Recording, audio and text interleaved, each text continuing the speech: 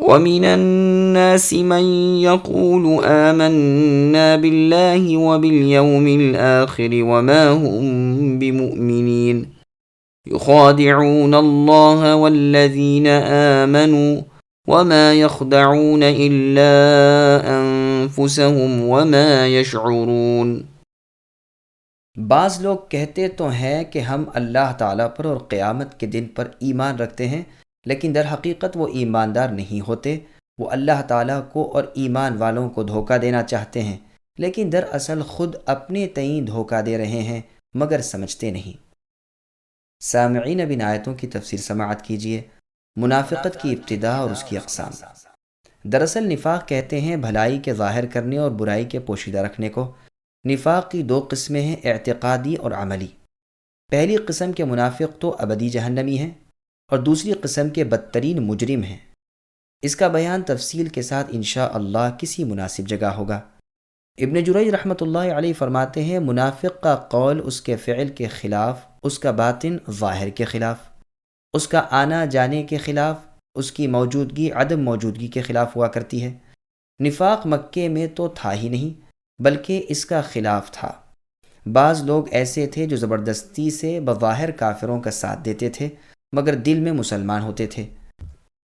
جب رسول اللہ صلی اللہ علیہ وسلم ہجرت کر کے مکہ چھوڑ کر مدینے میں تشریف لائے اور یہاں اوس اور خزرج کے قبائل نے انصار بن کر رسول اللہ کا ساتھ دیا اور جاہلیت کے زمانے کی مشرکانہ بت پرستی ترک کر کے دونوں قبیلوں میں سے خوش نصیب مشرف باسلام ہو گئے، لیکن یہودی اب تک اللہ تعالیٰ کی اس نعمت سے محروم تھے۔ ان میں سے صرف عبداللہ بن سلام رضی اللہ عنہ نے اس سچے دین کو قبول کیا تھا۔ تب تک بھی منافقوں کا خبیث گروہ قائم نہ ہوا تھا، اور رسول اللہ نے ان یہودیوں سے اور عرب کے بعد بعض اور قبائل سے صلح کر لی تھی۔ غرض اس منافقوں کی جماعت کے قیام کی ابتدا یوں ہوئی کہ مدینے کے یہودیوں کے 3 قبیلے تھے، بنو قینقاع، بنو نضیر اور بنو قریظہ۔ بنو قینقاع تو خزرج کے حلیف اور بھائی بند بنے ہوئے تھے، اور باقی 2 قبیلوں کا بھائی چارہ اوس سے تھا۔ جب جنگ بدر ہو گئی اور اس میں پروردگار عالم نے اپنے دین والوں کو غالب کیا اور اسلام کی شان و شوکت ظاہر ہوئی، مسلمانوں کا سکہ جم گیا اور کفر کا زور ٹوٹ گیا، تو اس وقت یہ ناپاک گروہ قائم ہوا۔ عبداللہ بن ابی ابن سلول تھا تو خزرج کے قبیلے میں سے، لیکن اوس اور خزرج دونوں اسے اپنا بڑا مانتے تھے، بلکہ اس کی باقاعدہ سرداری اور بادشاہت کے اعلان کا پختہ ارادہ ہو چکا تھا کہ ان دونوں قبیلوں کا رخ اسلام کی طرف ہو گیا اور اس کی سرداری یوں ہی رہ گئی۔ یہ خار تو اس کے دل میں تھا ہی، ادھر اسلام کی روز افزوں ترقی، ادھر لڑائی میں کامیابی نے اسے مخبوط الحواس کر دیا۔ اب اس نے دیکھا کہ یوں کام نہیں چلے گا، فوراً بظاہر اسلام قبول کر لینے اور بباطن کافر رہنے کی ٹھان لی، اور جس قدر جماعت اس کے زیر اثر تھی سب کو یہی ہدایت کی، اور اس طرح منافقین کی ایک جمعیت مدینے میں اور مدینے کے آس پاس قائم ہو گئی۔ ان منافقین میں بحمد اللہ مکی مہاجر ایک بھی نہ تھا، بلکہ یہ بزرگ تو اپنے اہل و عیال مال و متاع کو اللہ کے نام پر قربان کر کے اللہ کے رسول صلی اللہ علیہ وسلم کا ساتھ دے کر مکے سے آئے ہوئے تھے۔ فرضی اللہ عنہم اجمعین۔ عبداللہ بن عباس رضی اللہ عنہما فرماتے ہیں، یہ منافق اوس اور خزرج کے قبیلوں میں سے تھے اور یہودی بھی جو ان کے طریقے پر تھے۔ قبیلہ اوس اور خزرج کے نفاق کا ان آیات میں بیان ہے۔ ابو العالیہ، حسن قتادہ اور سدی رحمۃ اللہ علیہم نے بھی یہی بیان کیا ہے۔ اللہ رب العالمین نے منافقوں کی بہت سی بدخصلتوں کا یہاں ذکر فرمایا تاکہ ان کے ظاہر حال سے مسلمان دھوکے میں نہ آ جائیں اور انہیں مسلمان خیال کر کے اپنا نہ سمجھ بیٹھیں، جس کی وجہ سے کوئی بڑا فساد پھیل جائے۔ یہ یاد رہے کہ بدکاروں کو نیک سمجھنا بھی بجائے خود بہت برا اور نہایت خوفناک امر ہے، جس طرح اس آیت میں فرمایا ہے کہ یہ لوگ زبانی اقرار تو ضرور کرتے ہیں مگر دل میں ان کے ایمان نہیں۔ اسی طرح سورہ منافقون میں بھی کہا گیا ہے کہ اذا جاءک المنافقون قالوا نشهد انک لرسول اللہ، یعنی منافق اے نبی آپ کے پاس آ کر کہتے ہیں کہ ہماری گواہی ہے کہ آپ اللہ کے رسول ہیں، اور اللہ جانتے ہیں کہ آپ اللہ کے رسول ہیں۔ لیکن چونکہ حقیقت میں منافقوں کا قول ان کے عقیدے کے مطابق نہ تھا، اس لیے باوجود ان لوگوں کے شاندار اور تاکیدی الفاظ کے اللہ تعالیٰ نے انہیں جھٹلا دیا اور فرمایا واللہ یشہد ان المنافقین لکاذبون، یعنی اللہ تعالیٰ گواہی دیتے ہیں کہ بالیقین منافق جھوٹے ہیں۔ اور یہاں بھی فرمایا وما ہم بمؤمنین، یعنی دراصل وہ ایماندار نہیں، وہ اپنے ایمان کو ظاہر کر کے اور اپنے کفر کو چھپا کر اپنی جہالت سے اللہ تعالیٰ کو دھوکہ دیتے ہیں اور اسے نفع دینے والی اور اللہ تعالیٰ کو دھوکہ دینے والی کاریگری خیال کرتے ہیں، جیسے کہ بعض مؤمنوں پر ان کا یہ مکر چل جاتا ہے۔ قرآن کریم میں ہے یوم یبعثہم اللہ جمیعا فیحلفون لہ الی آخر الآیہ، یعنی قیامت والے دن جب کہ اللہ تعالیٰ ان سب کو کھڑا کریں گے تو جس طرح وہ یہاں ایمان والوں کے سامنے قسمیں کھاتے ہیں، اللہ تعالیٰ کے سامنے بھی قسمیں کھائیں گے اور سمجھتے ہیں کہ وہ بھی کچھ ہیں، خبردار یقیناً وہ جھوٹے ہیں۔ یہاں بھی ان کے اس غلط عقیدے کے مقابلے میں فرمایا کہ دراصل وہ اپنے اس کام کی برائی کو جانتے ہی نہیں، یہ دھوکہ خود اپنی جانوں کو دے رہے ہیں، جیسے کہ اور جگہ اللہ نے ارشاد فرمایا ان المنافقین یخادعون اللہ وهو خادعهم، یعنی منافق اللہ کو دھوکہ دیتے ہیں اور وہ انہیں دھوکہ دے رہے ہیں۔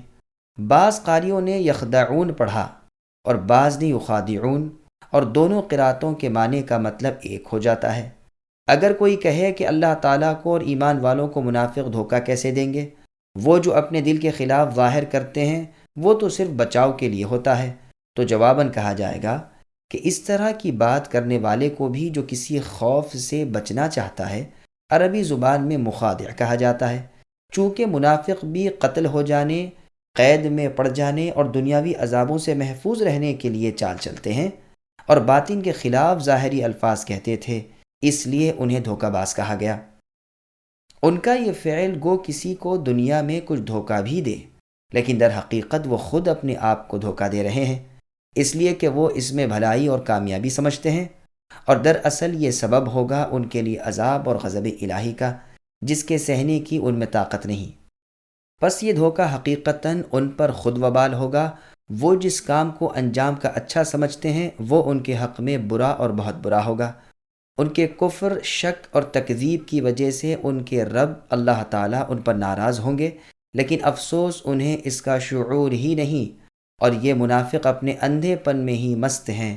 ابن جریج رحمۃ اللہ علیہ اس کی تفسیر میں فرماتے ہیں کہ لا الہ الا اللہ کا اظہار کر کے وہ اپنی جان مال کا بچاؤ کرنا چاہتے ہیں، یہ کلمہ ان کے دلوں میں جاگزی نہیں ہوتا۔ قتادہ رحمۃ اللہ علیہ فرماتے ہیں منافقوں کی یہی حالت ہے کہ زبان پر کچھ، دل میں کچھ، عمل کچھ، عقیدہ کچھ، صبح کچھ، شام کچھ، کشتی کی طرح جو ہوا کے جھونکے سے کبھی ادھر جاتی ہے کبھی ادھر۔ فی قلوبہم مرض فزادہم اللہ مرضا ولہم عذاب علیم بما كانوا یکذبون۔ ان منافقوں کے دلوں میں بیماری تھی، اللہ تعالیٰ نے انہیں بیماری میں بڑھا دیا اور ان کے جھوٹ کی وجہ سے ان کے لیے دردناک عذاب ہے۔ سامعین اب اس آیت کی تفسیر سماعت کیجیے۔ بیماری سے کیا مراد ہے؟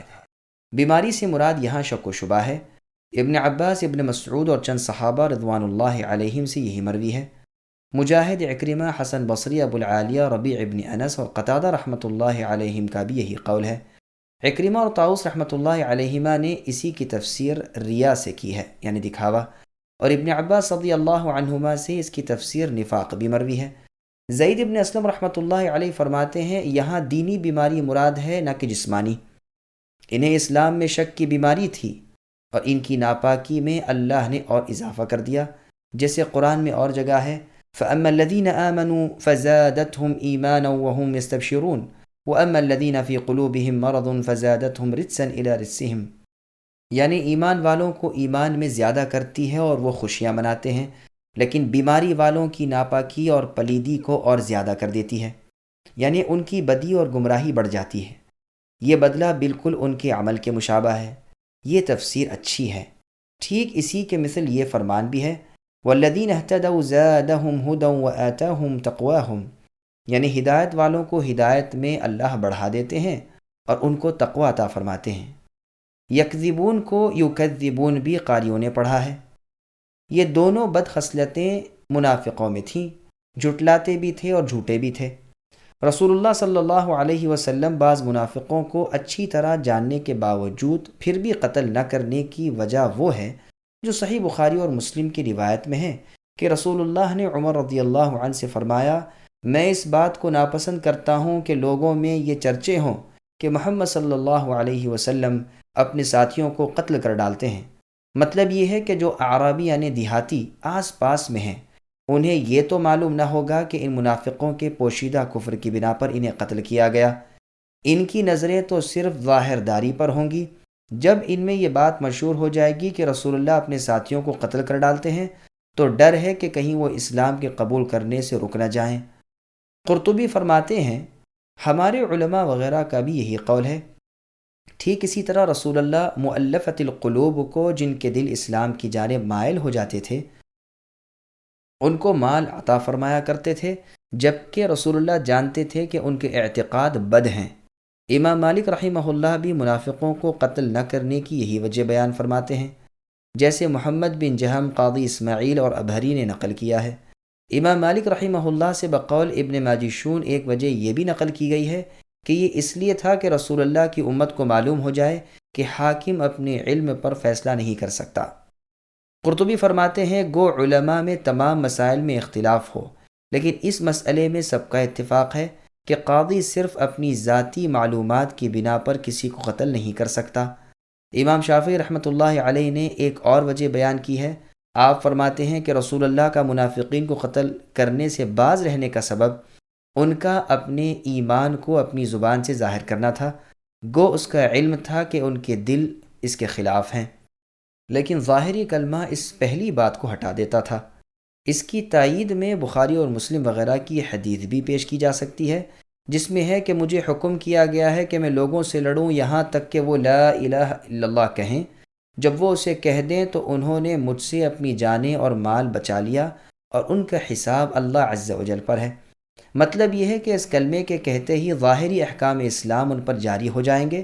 اب اگر ان کا عقیدہ بھی اس کے مطابق ہے تو آخرت والے دن نجات کا سبب ہوگا، ورنہ آخرت میں وہاں کچھ بھی نفع نہ ہوگا۔ لیکن دنیا میں تو مسلمانوں کے احکام ان پر جاری رہیں گے، گو یہ لوگ یہاں مسلمانوں کی صفوں میں اور ان کی فہرست میں نظر آئیں، لیکن آخرت میں عین پل صراط پر ان سے دور کر دیے جائیں گے، اور اندھیروں میں حیران و پریشان ہوتے ہوئے بآواز بلند مسلمانوں کو پکار کر کہیں گے کہ کیا ہم تمہارے ساتھ نہ تھے؟ لیکن وہاں سے جواب ملے گا کہ تھے تو صحیح، مگر تم فتنوں میں پڑ گئے اور انتظار ہی میں رہ گئے اور اپنی منمانی خواہشوں کے پھیر میں پڑ گئے، یہاں تک کہ امر الہی یعنی موت آ پہنچی۔ غرض دار آخرت میں بھی مسلمانوں کے پیچھے یہ منافق لگے لپٹے رہیں گے، لیکن بالآخر ان سے الگ کر دیے جائیں گے اور ان کی امیدوں پر پانی پھر جائے گا۔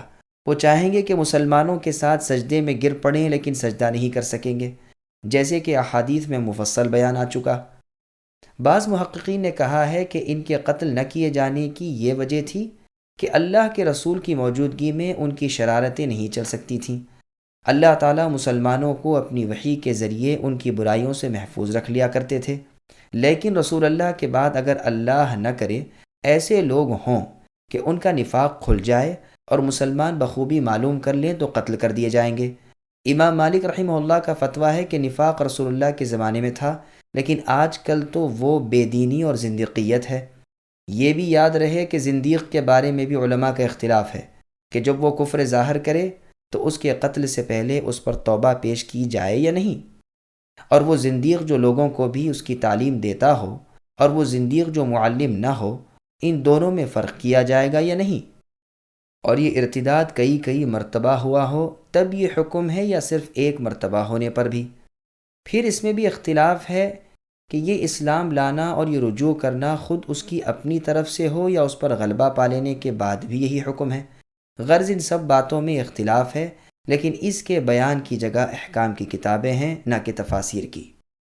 صحیح مسلم کی حدیث کی روح سے 14 آدمیوں کے نفاق کا تو رسول اللہ کو قطعی علم تھا۔ یہ وہ بد باطن لوگ تھے جنہوں نے غزوہ تبوک میں مشورہ کر کے یہ امر طے کر لیا تھا کہ رسول اللہ کے ساتھ دغا بازی کریں۔ رسول اللہ کے قتل کی پوری سازش کر چکے تھے کہ رات کے اندھیرے میں جب رسول اللہ فنا گھاٹی کے قریب پہنچے تو آپ کی اونٹنی کو بتکا دیں، وہ بھڑک کر بھاگے گی اور رسول اللہ گھاٹی میں گر پڑیں گے۔ اللہ تعالیٰ نے اپنے نبی کی طرف اسی وقت وحی بھیج کر ان کی اس ناپاک سازش کو بے نقاب کر دیا۔ رسول اللہ نے حذیفہ رضی اللہ عنہ کو بلا کر اس واقعے کی خبر دی اور ان غداروں کے نام بھی بتا دیے، پھر بھی رسول اللہ نے ان کے قتل کے احکام صادر نہ فرمائے۔ ان کے سوا اور منافقوں کے ناموں کا رسول اللہ کو علم نہ تھا، چنانچہ قرآن میں اللہ تعالیٰ کہتے ہیں وَمِمَّنْ حَوْلَكُمْ مِنَ الْأَعْرَابِ مُنَافِقُونَ، یعنی تمہارے آس پاس کے بعض اعرابی منافق ہیں اور بعض سرکش منافق مدینے میں بھی ہیں، تم انہیں نہیں جانتے لیکن ہم جانتے ہیں۔ اور جگہ اللہ نے فرمایا لَإِن لَّمْ يَنْتَهِ الْمُنَافِقُونَ إِلَى آخِرِ الْآيَةِ، یعنی اگر یہ منافق گندے دل والے اور فساد و تکبر والے اپنی شرارتوں سے باز نہ آئے تو ہم بھی انہیں نہ چھوڑیں گے اور مدینے میں بہت کم باقی رہ سکیں گے، بلکہ ان پر لعنت کی جائے گی، جہاں پائے جائیں گے پکڑے جائیں گے اور ٹکڑے ٹکڑے کر دیے جائیں گے۔ ان آیات سے معلوم ہوا کہ رسول اللہ کو ان منافقوں کا علم نہ تھا کہ کون کون ہیں۔ ہاں، ان کی مذموم خصلتیں جو بیان ہوئی تھیں، یہ جس میں پائی جاتی تھی اس پر نفاق صادق آتا تھا، جیسے اور جگہ ارشاد فرمایا وَلَوْ نَشَاءُ لَأَرَيْنَاكَهُمْ، یعنی اگر ہم چاہیں تو ہم آپ کو اے نبی ان کو دکھا دیں، لیکن آپ ان کی نشانیوں اور ان کے انداز گفتگو سے ہی ان کو پہچان لیں گے۔ ان منافقوں میں سب سے زیادہ مشہور عبداللہ ابن ابی ابن سلول تھا۔ زید ابن ارقم رضی اللہ عنہ نے اس کی منافقانہ خصلتوں پر رسول اللہ کے سامنے گواہی بھی دی تھی، جیسا کہ بخاری میں روایت ہے۔ باوجود اس کے جب یہ مرتا ہے تو رسول اللہ اس کے جنازے کی نماز پڑھاتے ہیں اور اس کے دفن میں اسی طرح شرکت کرتے ہیں جس طرح اور مسلمان صحابیوں کے جنازے میں شرکت کرتے تھے۔ بلکہ عمر رضی اللہ عنہ نے جب رسول اللہ کو ذرا زور سے یاد دلایا تو رسول اللہ نے فرمایا میں نہیں چاہتا کہ لوگ چیما گوئیاں کریں کہ محمد صلی اللہ علیہ وسلم اپنے صحابیوں کو مار ڈالا کرتے ہیں۔ اسی طرح صحیح بخاری کی ایک اور روایت میں ہے کہ مجھے اختیار دیا گیا ہے استغفار کرنے نہ کرنے کا، تو میں نے کرنے کو پسند کیا۔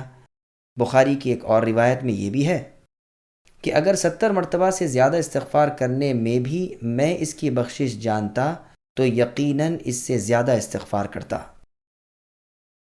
یہ تمام تر روایتیں بخاری اور مسلم وغیرہ کی ہیں۔ وَإِذَا قِيلَ لَهُمْ لَا تُفْسِدُوا فِي الْأَرْضِ قَالُوا إِنَّمَا نَحْنُ مُصْلِحُونَ أَلَا إِنَّهُمْ هُمُ الْمُفْسِدُونَ وَلَكِنْ لَا يَشْعُرُونَ۔ اور جب ان منافقوں سے کہا جاتا ہے کہ زمین میں فساد نہ کرو تو جواب دیتے ہیں کہ ہم تو صرف اصلاح کرنے والے ہیں، خبردار یقیناً یہی لوگ فساد کرنے والے ہیں لیکن شعور سمجھ نہیں رکھتے۔ سامعین اب ان آیتوں کی تفسیر سماعت کیجیے۔ فساد کے بانی منافقین۔ ابن عباس، ابن مسعود اور نبی صلی اللہ علیہ وسلم کے بعض صحابہ رضی اللہ عنہم سے مروی ہے کہ یہ بیان بھی منافقوں کا ہی ہے۔ ان کا فساد کفر اور معصیت الہی تھی۔ مطلب یہ ہے کہ زمین میں اللہ کی نافرمانی کرنا یا نافرمانی کرنے کا حکم دینا زمین میں فساد کرنا ہے، اور زمین و آسمان کی اصلاح اطاعت الہی میں ہے۔ مجاہد رحمۃ اللہ علیہ فرماتے ہیں کہ انہیں جب اللہ تعالیٰ کی نافرمانی سے روکا جاتا ہے تو کہتے ہیں کہ ہم تو ہدایت اور اصلاح پر ہیں۔ سلمان فارسی رضی اللہ عنہ فرماتے ہیں اس خصلت کے لوگ اب تک نہیں آئے، مطلب یہ ہے کہ رسول اللہ کے زمانے میں یہ بد خصلت لوگ تھے تو صحیح، لیکن اب جو آئیں گے وہ ان سے بھی بدتر ہوں گے۔ یہ نہ سمجھنا چاہیے کہ وہ یہ کہتے ہیں کہ اس وصف کا کوئی رسول اللہ کے زمانے میں تھا ہی نہیں۔ ابن جریر رحمۃ اللہ علیہ فرماتے ہیں کہ ان منافقوں کا فساد برپا کرنا یہ تھا کہ اللہ تعالیٰ کی نافرمانیاں کرتے تھے، جس کام سے اللہ تعالیٰ منع فرماتے تھے اسے کرتے تھے، فرائض الہی ضائع کرتے تھے، اللہ تعالیٰ کے سچے دین میں شک و شبہ کرتے، اس کی حقیقت اور صداقت پر یقین کامل نہیں رکھتے تھے، مؤمنوں کے پاس آ کر اپنی ایمانداری کی ڈینگے لیتے تھے، حالانکہ دل میں طرح طرح کے وساوس ہوتے تھے، موقع پا کر اللہ تعالیٰ کے دشمنوں کی امداد و اعانت کرتے تھے اور اللہ کے نیک بندوں کے مقابلے میں ان کی پاسداری کرتے تھے، اور باوجود اس مکاری اور مفسدانہ چال کے اپنے آپ کو مصلح اور صلح جو قرار دیتے تھے۔ قرآن کریم نے کفار سے موالات اور دوستی رکھنے کو بھی زمین میں فساد برپا کرنے سے تعبیر کیا ہے۔ ارشاد ہوتا ہے والذین کفروا بعضهم اولیاء بعض، یعنی کفار آپس میں ایک دوسرے کے دوست ہیں۔ اگر تم نے ایسا کیا یعنی ان کفار سے دوستی کی تو زمین میں بھاری فتنہ اور بڑا فساد پھیل جائے گا۔ اس آیت نے مسلمان اور کفار کے دوستانہ تعلقات منقطع کر دیے۔ اور جگہ فرمایا اے ایمان والو، مؤمنوں کو چھوڑ کر کافروں کو دوست نہ بناؤ۔ کیا تم چاہتے ہو کہ اللہ تعالیٰ کی تم پر واضح حجت ہو جائے، یعنی تمہاری دلیل نجات کٹ جائے؟ پھر فرمایا منافق لوگ تو جہنم کے نچلے طبقے میں ہوں گے اور ہرگز تم ان کے لیے کوئی مددگار نہ پاؤ گے۔ چونکہ منافقوں کا ظاہر اچھا ہوتا ہے اس لیے مسلمانوں پر حقیقت پوشیدہ رہ جاتی ہے۔ وہ ایمانداروں کو اپنی چکنی چپڑی باتوں سے دھوکہ دے دیتے ہیں اور ان کے بے حقیقت کلمات سے اور ان کی کفار کی پوشیدہ دوستیوں سے مسلمانوں کو خطرناک مصائب جھیلنے پڑتے ہیں۔ پس یہ منافقین فساد کے بانی ہوئے۔ اگر یہ اپنے کفر پر ہی رہتے تو ان کی خوفناک سازشوں اور گہری چالوں کا مسلمانوں کو اتنا نقصان ہرگز نہ پہنچتا، اور اگر مکمل طور پر مسلمان ہو جاتے اور ظاہر باطن یکساں کر لیتے تب تو دنیا کے امن و امان کے ساتھ آخرت کی نجات و فلاح بھی پا لیتے۔ باوجود اس خطرناک پالیسی کے جب انہیں ایک سوئی کی نصیحت کی جاتی تو جھٹ بولتے کہ ہم تو صلح جو ہیں، ہم کسی سے بگاڑنا نہیں چاہتے، ہم فریقین کے ساتھ اتفاق رکھتے ہیں۔ ابن عباس رضی اللہ عنہما فرماتے ہیں کہ وہ کہتے تھے کہ ہم ان دونوں جماعتوں یعنی مؤمنوں اور اہل کتاب کے درمیان صلح کرنے والے ہیں، لیکن اللہ تعالیٰ نے فرمایا کہ یہ سراسر ان کی جہالت ہے۔ جسے یہ صلح جانتے ہیں وہ عین فساد ہے، لیکن انہیں شعور ہی نہیں۔ وَإِذَا قِيلَ لَهُمْ آمِنُوا كَمَا آمَنَ النَّاسُ قَالُوا أَنُؤْمِنُ كَمَا آمَنَ السُّفَهَاءُ أَلَا إِنَّهُمْ هُمُ السُّفَهَاءُ وَلَكِنْ لَا يَعْلَمُونَ۔ اور جب ان منافقوں سے کہا جاتا ہے کہ ان لوگوں یعنی صحابہ کی طرح تم بھی ایمان لاؤ تو جواب دیتے ہیں کہ کیا ہم ایسا ایمان لائے جیسا بیوقوف لاتے ہیں؟ خبردار ہو جاؤ، یقیناً یہی بیوقوف ہیں لیکن جانتے نہیں۔ سامعین، اب اس آیت کی تفسیر سماعت کیجیے۔ حقیقی بیوقوف کون؟ مطلب یہ ہے کہ جب ان منافقوں کو صحابہ کی طرح اللہ تعالیٰ پر، اللہ کے فرشتوں، کتابوں اور رسولوں پر ایمان لانے کو، موت کے بعد جی اٹھنے اور جنت اور دوزخ کی حقانیت کے تسلیم کرنے کو، اللہ اور رسول کی تابعداری کر کے نیک اعمال بجا لانے اور برائیوں سے باز رہنے کو کہا جاتا ہے، تو یہ ملعون فرقہ ایسے ایمان کو بیوقوف کا ایمان بتاتا ہے۔ ابن مسعود اور بعض دیگر صحابہ اور ربیع ابن انس، عبد الرحمن بن زید رضی اللہ عنہم وغیرہ نے یہی تفسیر بیان کی ہے۔ سفہاء سفیہ کی جمع ہے، جیسے حکماء حکیم کی اور حلماء حلیم کی۔ جاہل کم عقل اور نفع نقصان کے پوری طرح نہ جاننے والے کو سفیہ کہتے ہیں۔ قرآن کریم میں اور جگہ ہے وَلَا تُؤْتُوا السُّفَهَاءَ أَمْوَالَكُمُ الَّتِي جَعَلَ اللَّهُ لَكُمْ قِيَامًا، یعنی بیوقوفوں کو اپنے وہ مال نہ دے بیٹھو جو تمہارے قیام کا سبب ہیں۔ عام مفسرین کا قول ہے کہ اس آیت میں سفہاء سے مراد عورتیں اور بچے ہیں۔ ان منافقوں کے جواب میں یہاں بھی خود پروردگار عالم نے جواب دیا اور تأکیداً حصر کے ساتھ فرمایا بے وقوف تو یہی ہیں، لیکن ساتھ ہی جاہل بھی ایسے ہیں کہ اپنی بے وقوفی کو جان بھی نہیں سکتے، نہ اپنی جہالت و ضلالت کو سمجھ سکتے ہیں۔ اس سے زیادہ ان کی برائی اور کمال اندھا پن اور ہدایت سے دوری اور کیا ہوگی۔ وَإِذَا لَقُوا الَّذِينَ آمَنُوا قَالُوا آمَنَّا وَإِذَا خَلَوْا إِلَى شَيَاطِينِهِمْ قَالُوا إِنَّا مَعَكُمْ إِنَّمَا نَحْنُ مُسْتَهْزِئُونَ اللَّهُ يَسْتَهْزِئُ بِهِمْ وَيَمُدُّهُمْ فِي طُغْيَانِهِمْ يَعْمَهُونَ۔ اور جب یہ منافق ایمان والوں سے ملتے ہیں تو کہتے ہیں ہم بھی ایماندار ہیں، اور جب اپنے بڑوں کے پاس یعنی سرداروں کے پاس جاتے ہیں تو کہتے ہیں ہم تو تمہارے ساتھ ہیں، ہم تو ان سے صرف مذاق کرتے ہیں۔ اللہ تعالیٰ بھی ان سے مذاق کرتے ہیں اور انہیں ان کی سرکشی اور بہکاوے میں اور بڑھا دیتے ہیں۔ سامعین، اب ان آیتوں کی تفسیر سماعت کیجیے۔ منافقانہ رویہ۔ مطلب یہ ہے کہ یہ بد باطن مسلمانوں کے پاس آ کر اپنا ایمان اور دوستی اور خیر خواہی ظاہر کر کے انہیں دھوکے میں ڈالنا چاہتے ہیں تاکہ مال و جان کا بچاؤ بھی ہو جائے اور بھلائی اور غنیمت کے مال میں حصہ بھی قائم ہو جائے، اور جب اپنی جماعت یعنی شیطانوں میں ہوتے ہیں تو ان کی سی کہنے لگتے ہیں۔ خلو کے معنی یہاں ہیں انصرفو اور ذہبو، اور خلصو اور مضو کے یعنی لوٹتے ہیں اور پہنچتے ہیں اور تنہائی میں ہوتے ہیں اور جاتے ہیں۔ پس خلو جو کہ الا کے ساتھ متعدی ہے، یہ معنی میں لوٹ جانے کے ہے، فعل مضمر اور ملفوظ دونوں پر یہ دلالت کرتا ہے۔ بعض کہتے ہیں الا معنی میں مع کے مترادف ہے، مگر پہلا معنی ہی ٹھیک ہے۔ ابن جریر رحمۃ اللہ علیہ کا کلام کا خلاصہ بھی یہی ہے۔ شیاطین سے مراد رؤساء یعنی بڑے اور سردار ہیں، جیسے علماء یہود اور سرداران کفار قریش و منافقین۔ ابن عباس، ابن مسعود اور دیگر صحابہ رضی اللہ عنہم کا قول ہے کہ یہ شیاطین ان کے امیر امراء اور سرداران کفر تھے، اور ان کے ہم عقیدہ لوگ بھی۔ یہ شیاطین یہود بھی انہیں پیغمبری کے جھٹلانے اور قرآن کی تکذیب کرنے کا مشورہ دیا کرتے تھے۔ مجاہد رحمۃ اللہ علیہ کہتے ہیں شیاطین سے مراد ان کے وہ ساتھی ہیں جو یا تو مشرک تھے یا منافق۔ قتادہ رحمہ اللہ فرماتے ہیں مراد اس سے وہ لوگ ہیں جو برائیوں میں اور شرک میں ان کے سردار تھے۔ ابو العالیہ سدی ربیع ابن انس رحمۃ اللہ علیہ بھی یہی تفسیر کرتے ہیں۔ ابن جریر رحمۃ اللہ علیہ فرماتے ہیں ہر بہکانے اور سرکشی کرنے والے کو شیطان کہتے ہیں، وہ جنوں میں سے ہوں یا انسانوں میں سے۔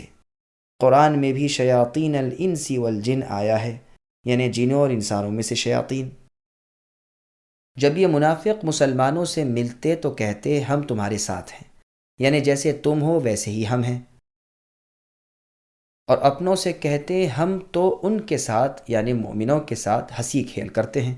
ابن عباس رضی اللہ عنہما، ربیع ابن انس اور قتادہ رحمہم اللہ کی یہی تفسیر ہے۔ اللہ تعالیٰ ان کو جواب دیتے ہوئے ان کے اس مکروہ فعل کے مقابلے میں فرماتے ہیں کہ اللہ تعالیٰ بھی ان کے ٹھٹا کریں گے اور انہیں ان کی سرکشی میں بہکنے دیں گے۔ جیسے اور جگہ ہے قیامت کے روز منافق مرد و عورت ایمان والوں سے کہیں گے ذرا ٹھہر جاؤ، ہم بھی تمہارے نور سے فائدہ اٹھائیں۔ کہا جائے گا اپنے پیچھے لوٹ جاؤ اور نور کی تلاش کرو۔ ان کے لوٹتے ہی درمیان میں ایک اونچی دیوار حائل کر دی جائے گی جس میں دروازہ ہوگا، اس طرف تو رحمت ہوگی اور دوسری طرف عذاب ہوگا۔ اور جگہ فرمان الہی ہے کافر ہماری ڈھیل کو اپنے حق میں بہتر نہ جانے، اس تأخیر میں وہ اپنی بد کرداریوں میں اور بڑھ جاتے ہیں۔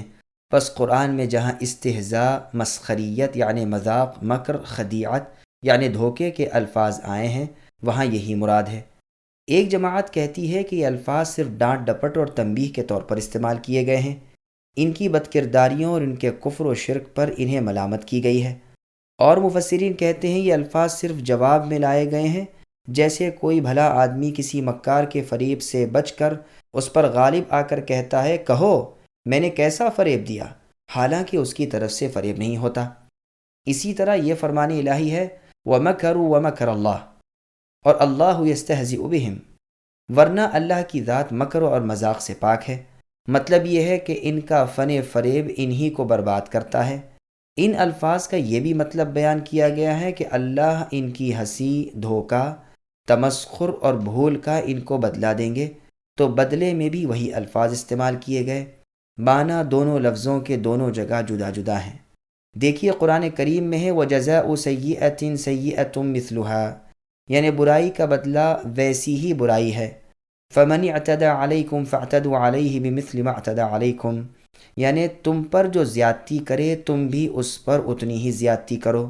تو ظاہر ہے کہ برائی کا بدلہ لینا حقیقتاً برائی نہیں، زیادتی کے مقابلے میں بدلہ لینا زیادتی نہیں، لیکن لفظ دونوں جگہ ایک ہی ہے، حالانکہ پہلی برائی اور زیادتی ظلم ہے اور دوسری برائی اور زیادتی عدل و انصاف ہے، لیکن لفظ دونوں جگہ ایک ہے۔ اسی طرح جہاں جہاں کلام اللہ میں ایسی عبارتیں ہیں وہاں یہی مطلب ہے۔ ایک اور مطلب بھی سنیے۔ دنیا میں منافق اپنی اس پلید پالیسی سے مسلمانوں کے ساتھ مذاق کرتے تھے، اللہ نے بھی ان کے ساتھ یہی کیا کہ دنیا میں انہیں امن و امان مل گیا، اب یہ مست بن گئے، حالانکہ یہ عارضی امن ہے، قیامت والے دن انہیں کوئی امن نہیں۔ یہاں وہ ان کے مال اور ان کی جانیں بچ گئیں، لیکن اللہ کے ہاں یہ دردناک عذابوں کا شکار بنیں گے۔ ابن جریر رحمۃ اللہ علیہ نے اسی قول کو ترجیح دی ہے اور اس کی بہت کچھ تائید کی ہے، اس لیے کہ مکر، دھوکہ اور مذاق جو بلا وجہ ہو اس سے تو اللہ کی ذات پاک ہے۔ ہاں انتقام، مقابلے اور بدلے کے طور پر یہ الفاظ اللہ کی نسبت کہنے میں کوئی حرج نہیں۔ ابن عباس رضی اللہ عنہما بھی یہی فرماتے ہیں کہ یہ ان سے بدلہ ہے اور ان کی سزا ہے۔ یمدہم کا مطلب ڈھیل دینا اور بڑھانا بیان کیا گیا ہے، جیسے فرمایا ایحسبون انما نمدہم بہ، یعنی کیا یہ کفار یوں سمجھ بیٹھے ہیں کہ ان کے مال اولاد کا زیادہ ہونا ان کے لیے کوئی بھلی چیز ہے؟ نہیں، انہیں صحیح شعور ہی نہیں ہے۔ اور فرمایا سنستدرجہم من حیث لا یعلمون، اس طرح ہم انہیں آہستہ آہستہ پکڑیں گے کہ انہیں پتہ بھی نہ چلے۔ تو مطلب یہ ہوا کہ ادھر یہ گناہ کرتے ہیں، ادھر دنیاوی نعمتیں زیادہ ہوتی ہیں، یہ خوش ہو جاتے ہیں، حالانکہ دراصل وہ عذاب ہی ہے۔ قرآن کریم نے اور جگہ فرمایا فَلَمَّا نَسُوا مَا ذُكِّرُوا بِهِ فَتَحْنَا عَلَيْهِمْ أَبْوَابَ كُلِّ شَيْءٍ حَتَّى إِذَا فَرِحُوا بِمَا أُوتُوا أَخَذْنَاهُمْ بَغْتَةً فَإِذَا هُمْ مُبْلِسُونَ فَقُطِعَ دَابِرُ الْقَوْمِ الَّذِينَ ظَلَمُوا وَالْحَمْدُ لِلَّهِ رَبِّ الْعَالَمِينَ، یعنی جب ان لوگوں نے نصیحت بھلا دی تو ہم نے ان پر تمام چیزوں کے دروازے کھول دیے، یہاں تک کہ وہ اپنی چیزوں پر اترانے لگے تو ہم نے انہیں اچانک اپنے عذاب میں پکڑ لیا، اب گھبرا گئے، ظالموں کی بربادی ہوئی اور کہہ دیا گیا کہ تعریف رب العالمین کے لیے ہی ہیں۔ ابن جریر رحمۃ اللہ علیہ فرماتے ہیں کہ انہیں ڈھیل دینے اور انہیں اپنی سرکشی اور بغاوت میں بڑھنے کے لیے ان کو زیادتی دی جاتی ہے، جیسے اور جگہ فرمایا وَنُقَلِّبُ أَفْئِدَتَهُمْ، طغیان کہتے ہیں کسی چیز میں گھس جانے کو، جیسے فرمایا اِنَّا لَمَّا طَغَى الْمَاءُ حَمَلْنَاكُمْ فِي الْجَارِيَةِ۔ ابن عباس رضی اللہ عنہما فرماتے ہیں وہ اپنے کفر میں گرے جاتے ہیں۔ عمہن کہتے ہیں گمراہی کو، تو اس جملے کا مطلب یہ ہوا کہ ضلالت و کفر میں یہ منافق ڈوب گئے اور اس ناپاکی نے انہیں گھیر لیا، اب یہ اسی دلدل میں اترے جاتے ہیں اور اسی ناپاکی میں پھنسے جاتے ہیں اور چھٹکارے کی تمام راہیں ان پر بند ہو گئیں۔ بھلا ایسے دلدل میں جو ہو اور پھر اندھا، بہرا اور بے وقوف ہو، وہ کیسے نجات پا سکتا ہے؟ آنکھوں کے اندھے کے لیے عربی میں عمى کا لفظ آتا ہے اور دل کے اندھے کے لیے عمہن کا، لیکن کبھی دل کے اندھے کے لیے عمى کا لفظ آتا ہے، جیسے قرآن میں ہے وَلَكِنْ تَعْمَى الْقُلُوبُ الَّتِي فِي الصُّدُورِ، لیکن دل اندھے ہوتے ہیں جو سینوں میں ہیں۔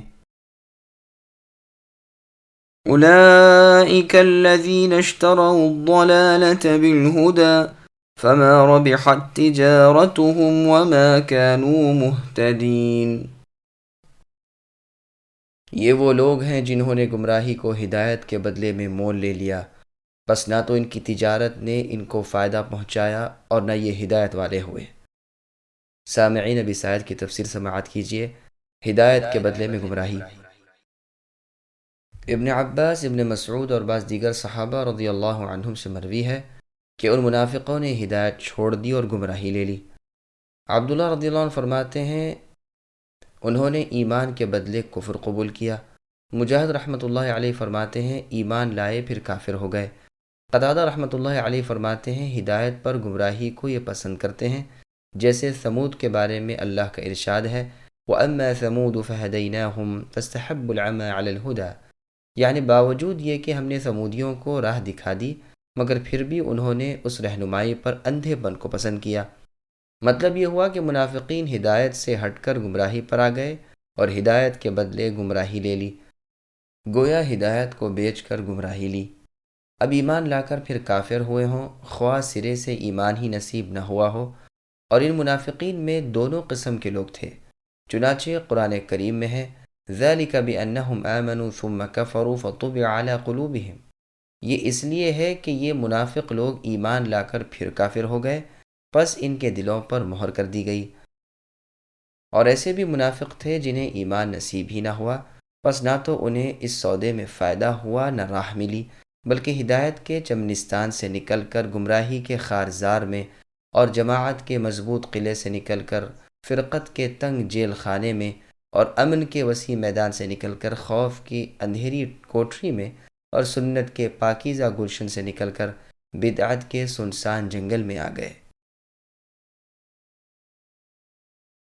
مثلهم كمثل الذي استوقد نارا فلما أضاءت ما حوله ذهب الله بنورهم وتركهم في ظلمات لا يبصرون صم بكم عمي فهم لا يرجعون۔ ان منافقوں کی مثال اس شخص کی سی ہے جس نے آگ جلائی، بس آس پاس کی چیزیں روشنی میں آئی ہی تھیں جو اللہ ان کے نور کو لے گئے، اور انہیں اندھیروں میں چھوڑ دیا جو نہیں دیکھتے، بہرے گونگے اندھے ہیں بس وہ نہیں لوٹتے۔ سامعین، بن آیتوں کی تفسیر سماعت کیجیے۔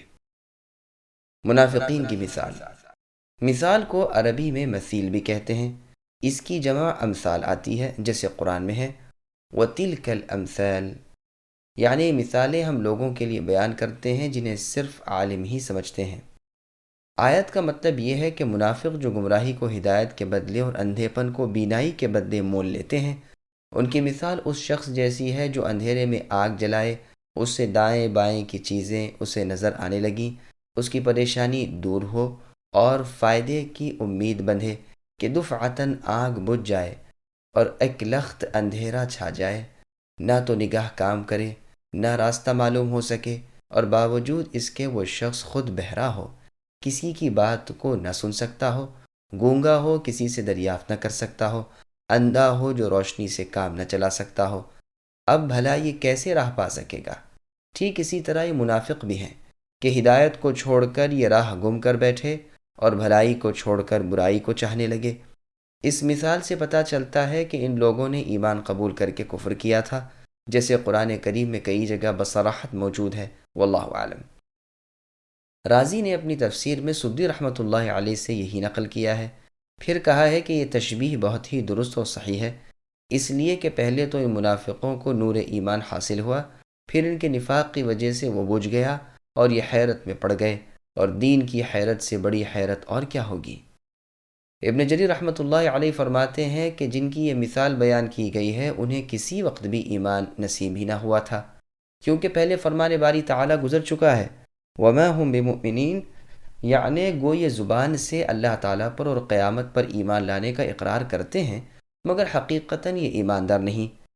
لیکن ٹھیک بات یہ ہے کہ اس آیت مبارکہ میں ان کے کفر و نفاق کے وقت کی خبر دی گئی ہے، اس سے ان کا انکار نہیں ہوتا کہ اس حالت کفر و نفاق سے پہلے کبھی انہیں ایمان حاصل ہی نہیں ہوا، ممکن ہے ایمان لائے ہوں پھر اس سے ہٹ گئے اور اب دلوں پر مہریں لگ گئی ہوں۔ دیکھیے اور جگہ قرآن کریم میں ہے ذَلِكَ بِأَنَّهُمْ آمَنُوا ثُمَّ كَفَرُوا إِلَى آخِرِ الْآيَةِ، یعنی یہ اس لیے ہے کہ انہوں نے ایمان کے بعد کفر کیا، پھر ان کے دلوں پر مہر لگ گئی، اب وہ کچھ نہیں سمجھتے۔ یہی وجہ ہے کہ اس مثال میں روشنی اور اندھیرے کا ذکر ہے، یعنی کلمہ ایمان کے ظاہر کرنے کی وجہ سے دنیا میں کچھ نور ہو گیا، لیکن کفر کے چھپانے کی وجہ سے پھر آخرت کے اندھیروں نے گھیر لیا۔ ایک جماعت کی مثال شخص واحد سے اکثر آیا کرتی ہے۔ قرآن کریم میں ہے رَأَيْتَهُمْ يَنظُرُونَ إِلَيْكَ تَدُورُ أَعْيُنُهُمْ كَالَّذِي يُغْشَى عَلَيْهِ مِنَ الْمَوْتِ، کہ اے نبی آپ دیکھیں گے کہ وہ منافق آپ کی طرف آنکھیں پھیر پھیر کر اس طرح دیکھتے ہیں جس طرح وہ شخص جو سکرات یعنی موت کی بے ہوشیوں میں ہو۔ اور اس آیت کو بھی دیکھیے مَا خَلْقُكُمْ وَلَا بَعْثُكُمْ إِلَّا كَنَفْسٍ وَاحِدَةٍ، اللہ تعالیٰ کے لیے تم سب انسانوں کو پیدا کرنا اور مار ڈالنے کے بعد پھر زندہ کر دینا ایسا ہی ہے جیسے ایک جان کا دوبارہ زندہ کرنا۔ تیسری جگہ تورات کو سیکھ کر عملی عقیدہ اس کے مطابق نہ رکھنے والوں کی مثال میں کہا گیا ہے كَمَثَلِ الْحِمَارِ يَحْمِلُ أَسْفَارًا، یعنی یہ یہود کے علماء باوجود اپنے اوپر علم کی کتابوں کو لاد کر بھی گدھے کے مانند ہیں جو کتابیں لادے ہوئے ہیں۔ ان سب آیات میں جماعت کی مثال ایک سے دی گئی ہے، اسی طرح مذکورہ بالا آیات میں منافقوں کی جماعت کی مثال ایک شخص سے دی گئی۔ بعض کہتے ہیں تقدیر کلام یوں ہے مثل قصتهم كمثل قصة الذين استوقدوا نارا، یعنی ان کے واقعے کی مثال ان لوگوں کے واقعے کی طرح ہے جو آگ روشن کریں۔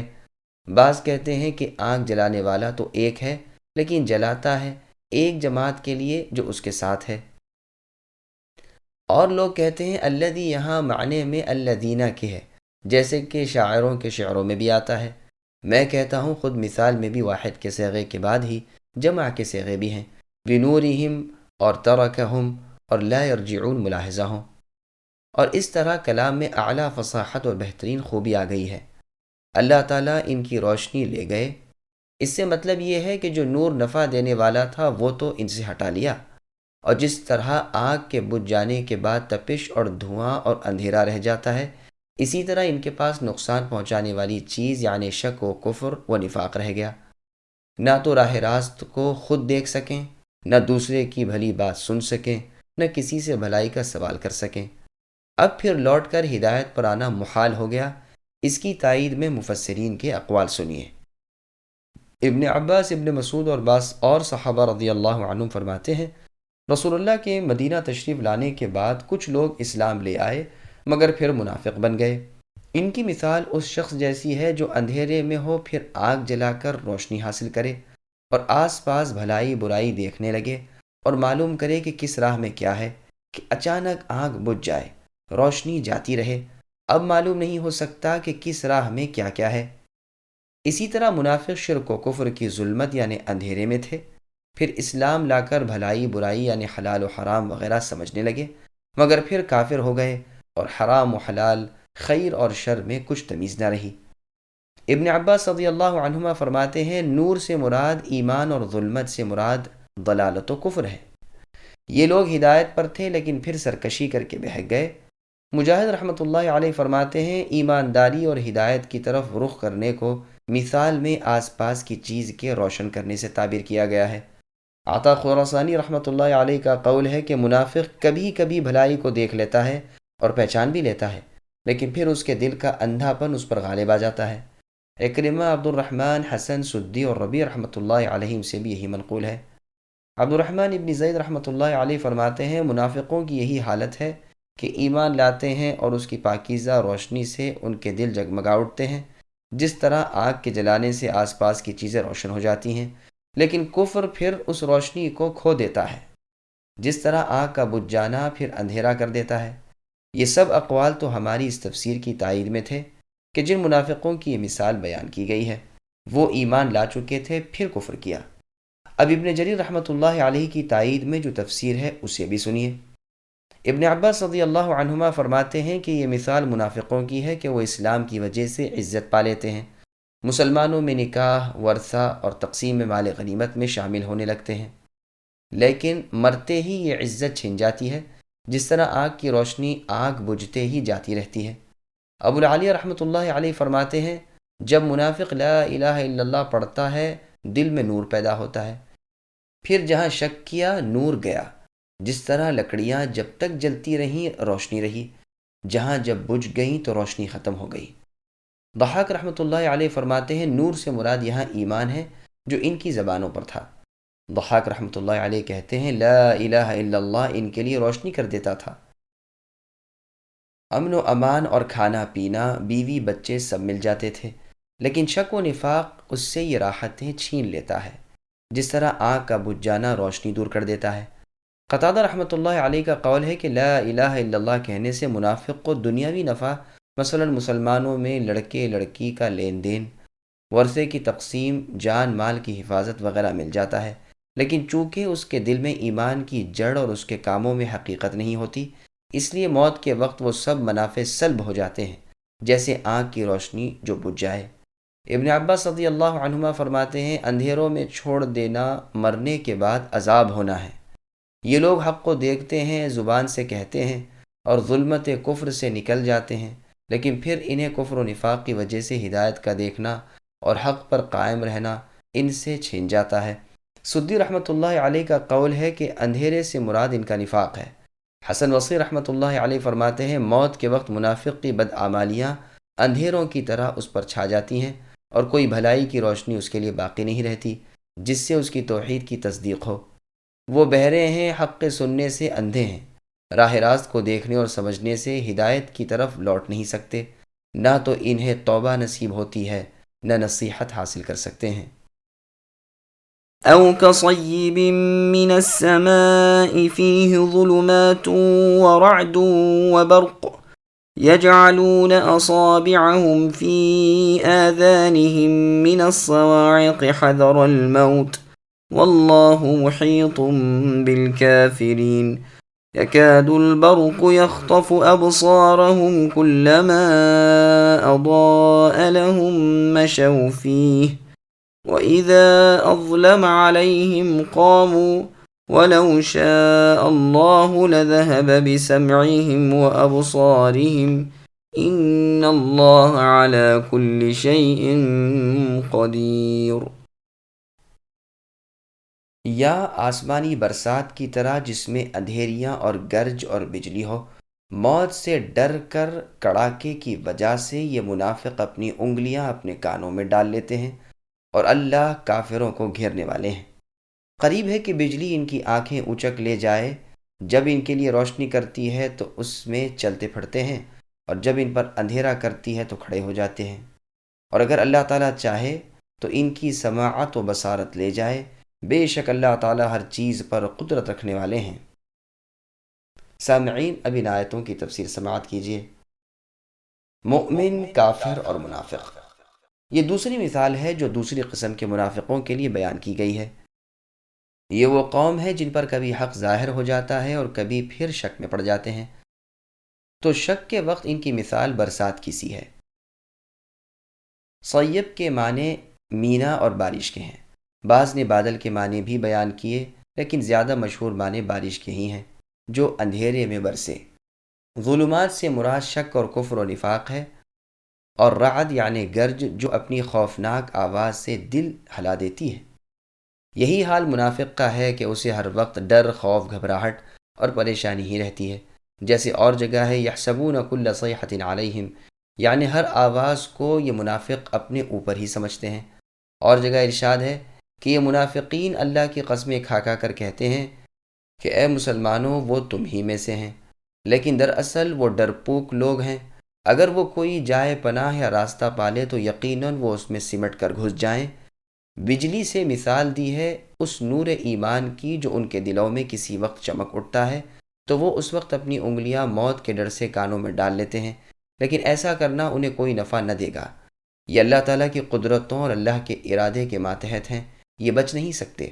جیسے اور جگہ فرمایا هل اتاک حدیث الجنود فرعون و ثمود، یعنی اے نبی کیا آپ کو لشکر کی فرعون اور ثمود کی روایات نہیں پہنچی تو ہیں، لیکن یہ کافر جھٹلانے میں ہی ہیں، اور اللہ تعالیٰ بھی انہیں ان کے پیچھے سے گھیر رہے ہیں۔ بجلی کا آنکھوں کو اچک لینا اس کی قوت اور سختی کا اظہار ہے، اور ان منافقین کی بینائی کی کمزوری اور ان کا ضعف ایمان ہے۔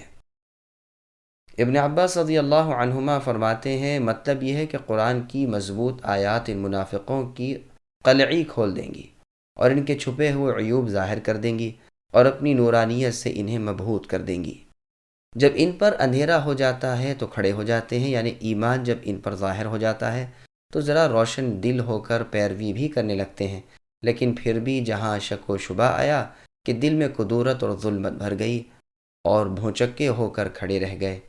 اس کا یہ مطلب بھی ہے کہ اسلام کو ذرا عروج ملا تو ان کے دل میں قدر اطمینان پیدا ہوا، لیکن جہاں اس کے خلاف نظر آیا کہ یہ الٹے پیروں کفر کی طرف لوٹنے لگے، جیسے ارشاد الہی ہے وَمِنَ النَّاسِ مَن يَعْبُدُ اللَّهَ عَلَى حَرْفٍ إِلَى آخر الآیہ، یعنی بعض لوگ وہ بھی ہیں جو کنارے پر ٹھہر کر اللہ کی عبادت کرتے ہیں، اگر بھلائی ملی تو مطمئن ہوئے اور اگر برائی پہنچی تو اسی وقت پھر گئے۔ ابن عباس رضی اللہ عنہما یہ بھی فرماتے ہیں کہ ان کا روشنی میں چلنا حق کو جان کر کلمہ اسلام پڑھنا ہے، اور اندھیرے میں ٹھہر جانا کفر کی طرف لوٹ جانا ہے۔ اور بھی بہت سے مفسرین کا یہی قول ہے، اور زیادہ صحیح اور ظاہر بھی یہی قول ہے، واللہ اعلم۔ روز قیامت بھی ان کا یہی حال رہے گا کہ جب لوگوں کو ان کے ایمان کے اندازے کے مطابق نور ملے گا، بعض کو کئی میلوں تک کا، بعض کو ان سے بھی زیادہ، کسی کو اس سے کم، یہاں تک کہ کسی کو اتنا نور ملے گا کہ کبھی روشن ہوا اور کبھی اندھیرا۔ کچھ لوگ ایسے بھی ہوں گے جو ذرا سی دور چل سکیں گے، پھر ٹھہر جائیں گے، پھر ذرا سی دور کا نور ملے گا، پھر بجھ جائے گا، اور بعض وہ بے نصیب بھی ہوں گے کہ ان کا نور بالکل بجھ جائے گا۔ یہ پورے منافق ہوں گے جن کے بارے میں فرمان ربانی ہے، یوم یقول المنافقون والمنافقات للذین آمنوا انظرونا نقتبس من نورکم الی آخر الآیہ۔ یعنی جس دن منافق مرد اور منافق عورتیں ایمان والوں کو پکاریں گے اور کہیں گے کہ ذرا کو ہمیں بھی آ لینے دو تاکہ ہم بھی تمہارے نور سے فائدہ اٹھائیں، تو کہا جائے گا کہ اپنے پیچھے یعنی دنیا میں لوٹ جاؤ اور نور ڈھونڈ لاؤ۔ اور مومنوں کے بارے میں اللہ تعالیٰ فرماتے ہیں یوم تر المؤمنین والمؤمنات یسعى نورهم بین ایدیہم الی آخر الآیہ۔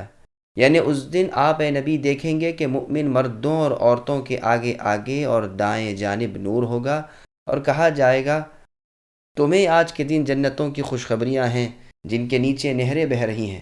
اور فرمایا جس دن نہ رسوا کریں گے اللہ تعالیٰ نبی کو اور ان لوگوں کو جو ان کے ساتھ ایمان لائے، ان کا نور ان کے آگے اور دائیں جانب ہوگا۔ وہ کہہ رہے ہوں گے اے ہمارے رب، ہمارے لیے ہمارا نور پورا کیجئے اور ہمیں بخش دیجئے، یقیناً آپ ہر چیز پر قادر ہیں۔ ان آیات کے بعد اب اس مضمون کی احادیث بھی سن لیجئے۔ ابن مسعود رضی اللہ عنہ فرماتے ہیں ایمان والوں کو ان کے اعمال کے مطابق نور ملے گا، بعض کو کھجور کے درخت کے برابر، کسی کو قد آدم کے برابر، کسی کو صرف اتنا ہی کہ اس کا انگوٹھا ہی روشن ہو، کبھی بجھ جاتا ہو کبھی روشن ہو جاتا ہو۔ ابن مسعود رضی اللہ عنہ فرماتے ہیں انہیں نور ملے گا ان کے اعمال کے مطابق جس کی روشنی میں وہ پل صراط سے گزریں گے۔ بعض لوگوں کا نور پہاڑ کے برابر ہوگا، بعض کا کھجور کے برابر، اور سب سے کم نور والا وہ ہوگا جس کا نور اس کے انگوٹھے پر ہوگا، کبھی چمک اٹھے گا اور کبھی بجھ جائے گا۔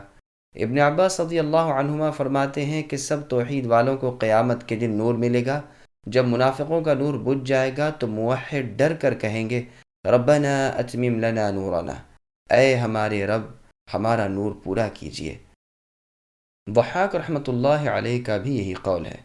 ان حدیث سے معلوم ہوا کہ خالص مؤمن وہ جن کا بیان اگلی 4 آیات میں ہوا، خالص کفار جن کا ذکر اس کے بعد کی 2 آیات میں ہے، اور منافق جن کی 2 قسمیں ہیں، ایک تو خالص منافق جن کی مثال آنکھ کی روشنی سے دی گئی، دوسرے وہ منافق جو تردد میں ہیں یعنی شک اور شبے میں، کبھی تو ایمان چمک اٹھتا ہے کبھی بجھ جاتا ہے، انہی کی مثال بارش سے دی گئی ہے، یہ پہلی قسم کے منافقوں سے کچھ کم ہے۔ اسی طرح سورہ نور میں بھی اللہ تعالیٰ نے مؤمن کی اور اس کے دل کے نور کی مثال اس منور چراغ سے دی ہے جو روشن فانوس میں ہو، اور خود فانوس بھی چمکتے ہوئے تارے کی طرح ہو۔ چنانچہ ایماندار کا ایک تو خود دل روشن، دوسرے خالص شریعت کی اسے امداد، پس روشنی پر روشنی، نور پر نور ہو جاتا ہے۔ اسی طرح دوسری جگہ کافروں کی مثال بھی بیان کی جو اپنی نادانی کی وجہ سے اپنے آپ کو کچھ سمجھتے ہیں اور حقیقت میں وہ کچھ نہیں ہوتے۔ فرمایا کافروں کے اعمال کی مثال ریت کے چمکیلے ٹیلوں کی طرح ہے جنہیں پیاسا پانی سمجھتا ہے، یہاں تک کہ پاس آ کر دیکھتا ہے لیکن کچھ بھی نہیں پاتا۔ پھر اور موقع پر ان جاہل کافروں کی مثال بیان کی جو سخت جہالت میں گرفتار ہیں، اور ان کی مثال میں فرمایا مانند سخت اندھیروں کے جو گہرے سمندر میں ہوں، جو موجوں پر موجیں مار رہا ہو، پھر ابر سے ڈھکا ہوا ہو اور اندھیروں پر اندھیرے چھائے ہوں، ہاتھ نکالے تو دیکھ بھی نہیں سکتا۔ حقیقت یہ ہے کہ جس کے لیے اللہ کی طرف سے نور نہ ہو اس کے پاس نور کہاں سے آئے۔ پس کفار کی بھی 2 قسمیں ہیں، ایک تو دوسروں کو کفر کی طرف بلانے والے، دوسرے ان کی تقلید کرنے والے، جیسے سورہ حج کے شروع میں ہے وَمِنَ النَّاسِ مَن يُجَادِلُ فِي اللَّهِ إِلَى آخر الآیہ، یعنی بعض وہ لوگ ہیں جو اللہ کے بارے میں علم کے بغیر جھگڑتے ہیں اور ہر سرکش شیطان کی پیروی کرتے ہیں۔ اور جگہ فرمایا وَمِنَ النَّاسِ مَن يُجَادِلُ فِي اللَّهِ بِغَيْرِ عِلْمٍ وَلَا هُدًى وَلَا كِتَابٍ مُنِيرٍ، یعنی بعض لوگ علم اور ہدایت اور روشن کتاب کے بغیر اللہ کے بارے میں لڑتے جھگڑتے ہیں۔ سورہ واقعہ کے شروع میں اور آخر میں سورہ نساء میں مؤمنوں کی بھی 2 قسمیں بیان کی ہیں، سابقین اور اصحاب یمین، یعنی مقرب بارگاہ الہی اور پرہیزگار نیک لوگ۔ پس ان آیات سے معلوم ہوا کہ مؤمنوں کی 2 جماعتیں ہیں، مقرب اور ابرار، اور کافروں کی بھی 2 قسمیں ہیں، کفر کی طرف بلانے والے اور ان کی تقلید کرنے والے۔ اور منافقوں کی بھی دو قسمیں ہیں، خالص اور پکے منافق، اور وہ منافق جن میں نفاق کی ایک آدھ شاخ ہے۔ بخاری اور مسلم میں حدیث ہے، عبداللہ بن عمر رضی اللہ عنہما فرماتے ہیں، رسول اللہ صلی اللہ علیہ وسلم نے فرمایا، 3 خصلتیں ہیں جس میں تینوں ہوں وہ پختہ منافق ہے، اور جس میں ایک ہو اس میں ایک خصلت نفاق کی ہے، جب تک اسے نہ چھوڑے۔ بات کرنے میں جھوٹ بولنا، وعدہ خلافی کرنا، امانت میں خیانت کرنا۔ اس سے ثابت ہوا کہ انسان میں کبھی نفاق کا کچھ حصہ ہوتا ہے، خواہ و نفاق عملی یعنی آدمی کے اپنے عمل سے ہو، یا اعتقادی یا اس کے عقیدے کی روح سے ہو، جیسے کہ آیت و حدیث سے معلوم ہوتا ہے۔ سلف کی ایک جماعت اور علماء کرام کے ایک گروہ کا یہی مذہب ہے۔ اس کا بیان پہلے بھی گزر چکا ہے اور آئندہ بھی آئے گا انشاءاللہ تعالی۔ مسند احمد میں ہے، رسول اللہ صلی اللہ علیہ وسلم نے فرمایا، دل 4 قسم کے ہیں، ایک تو صاف دل جو روشن چراغ کی طرح چمک رہا ہو، دوسرے وہ دل جو غلاف آلودہ ہیں، تیسرے وہ دل جو الٹے ہیں، چوتھے وہ دل جو مخلوط ہیں۔ پہلا دل تو مؤمن کا ہے جو پوری طرح نورانی ہے، دوسرا دل کافر کا دل ہے جس پر پردے پڑے ہوئے ہیں، تیسرا دل خالص منافقوں کا ہے جو جانتا ہے اور انکار کرتا ہے، چوتھا دل اس منافق کا ہے جس میں ایمان و نفاق دونوں جمع ہیں۔ ایمان کی مثال اس سبزے کی طرح ہے جو پاکیزہ پانی سے بڑھ رہا ہو، اور منافق کی مثال اس پھوڑے کی طرح ہے جس میں پیپ اور خون بڑھتا ہی جاتا ہو، اب جو مادہ بڑھ جائے وہ دوسرے پر غالب آ جاتا ہے۔ اس حدیث کی اسناد بہت ہی عمدہ ہے۔ ابن عباس رضی اللہ عنہما فرماتے ہیں، اگر اللہ چاہے تو ان کے کان اور آنکھیں برباد کر دے، مطلب یہ ہے کہ جب انہوں نے حق کو جان کر اسے چھوڑ دیا تو اللہ ہر چیز پر قادر ہیں، یعنی اگر چاہے تو عذاب و سزا کرے، اگر چاہے تو معاف کر دے۔ یہاں قدرت کا بیان اس لیے کیا کہ پہلے منافقوں کو اپنے عذاب اور اپنی جبروت سے ڈرایا ہے، اور کہہ دیا ہے کہ وہ انہیں گھیر لینے اور ان کے کانوں کو بہرا اور آنکھوں کو اندھا کرنے پر قادر ہیں۔ قدیر کے معنی قادر کے ہیں، جیسے علیم کے معنی عالم کے ہیں۔ ابن جریر رحمۃ اللہ علیہ فرماتے ہیں، یہ دونوں مثالیں ایک ہی قسم کے منافقوں کی ہے۔ او معنی میں واقع ہے، یعنی اور جیسا فرمایا، وَلَا تُطِعْ مِنْهُمْ آثِمًا أَوْ كَفُورًا، یا لفظ او اختیار کے لیے ہے، یعنی خواہ یہ مثال بیان کرو خواہ وہ مثال بیان کرو، اختیار ہے۔ قرطبی فرماتے ہیں، اور یہاں پر تساوی یعنی برابری کے لیے ہے، جیسے عربی زبان کا محاورہ ہے، جالس الحسن او ابن سیرین۔ زمخشری بھی یہی توجیہ کرتے ہیں، تو مطلب یہ ہوگا کہ ان دونوں مثالوں میں سے جو سی مثال چاہو بیان کرو، دونوں ان کے حال کے مطابق ہیں۔ میں کہتا ہوں یہ باعتبار منافقوں کی قسموں کے ہیں، ان کے احوال و صفات طرح طرح کے ہیں، جیسے سورہ براءت میں وَمِنْهُمْ وَمِنْهُمْ وَمِنْهُمْ کر کے ان کی بہت سی قسمیں، بہت سے افعال اور بہت سے اقوال بیان کیے ہیں۔ تو یہ دونوں مثالیں 2 قسم کے منافقوں کی ہیں جو ان کے احوال اور صفات سے بالکل مشابہ ہیں، واللہ اعلم۔ سورہ نور میں 2 قسم کے کفار کی مثالیں بیان کی، ایک کفر کی طرف بلانے والے، دوسرے مقلد۔ فرمایا والذین کفروا اعمالهم کسراب بقیعہ، پھر فرمایا او کظلمات۔ پس پہلی مثال یعنی ریت کے تودے کی کفر کی طرف بلانے والوں کی ہے جو جہل مرکب میں پھنسے ہوئے ہیں، دوسری مثال مقلدوں کی ہے جو سخت جہالت میں مبتلا ہیں، واللہ اعلم۔ يا أيها الناس اعبدوا ربكم الذي خلقكم والذين من قبلكم لعلكم تتقون الذي جعل لكم الأرض فراشا والسماء بناء وأنزل